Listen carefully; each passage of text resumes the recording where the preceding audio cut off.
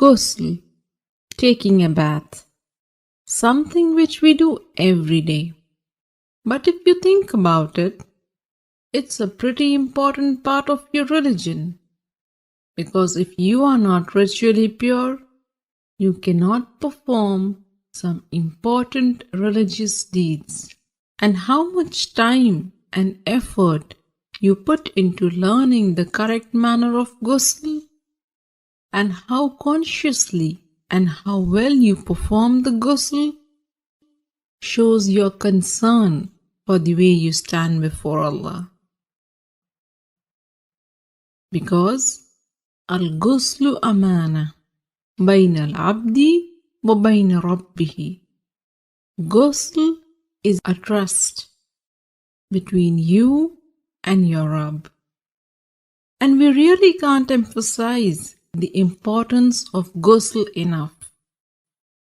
In this series, we will begin the discussion with the obligatory ghusl, which will be helpful to you when you are in a hurry or if there is not enough time to take a complete ghusl.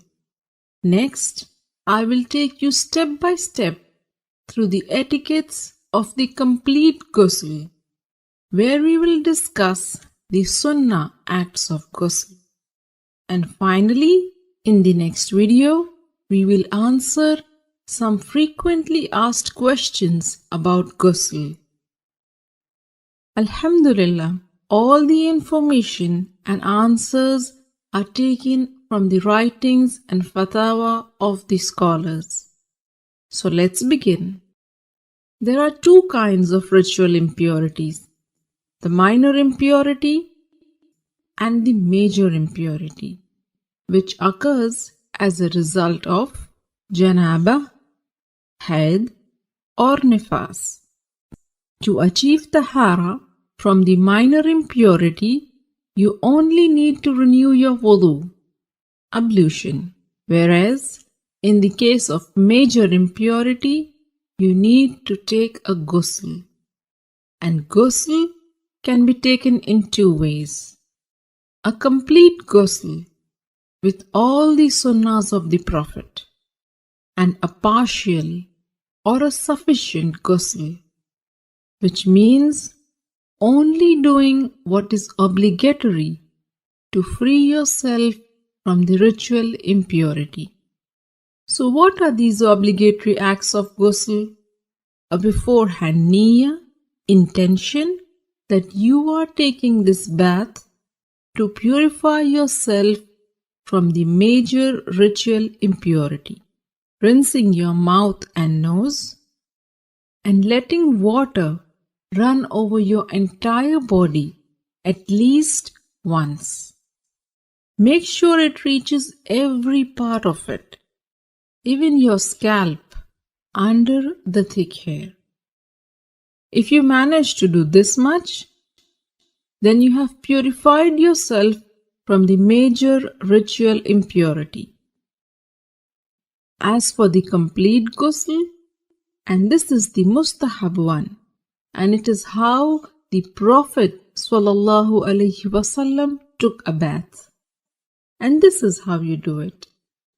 Begin with an intention to purify yourself from the major impurity. Then say Bismillah. Wash your hands 3 times. Then with your left hand, wash your private parts and anywhere else that is contaminated with traces of impurity. Then make a complete wudu, just as you would for prayers. Then pour water over your head 3 times, rubbing and making sure that it thoroughly reaches your scalp. Some scholars said 3 times means once on the right, next on the left, and then in the center. And then pour water and wash the entire body, beginning with the right side, then the left, while rubbing it with your hands so that you are sure you haven't missed any part. So these are the etiquettes of the complete Gusl.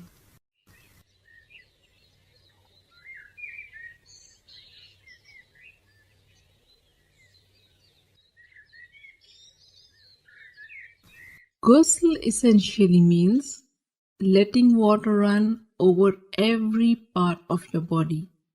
So if you are wearing a ring, you should move it. And if it is so tight that the water won't reach the skin underneath, then you have to remove it.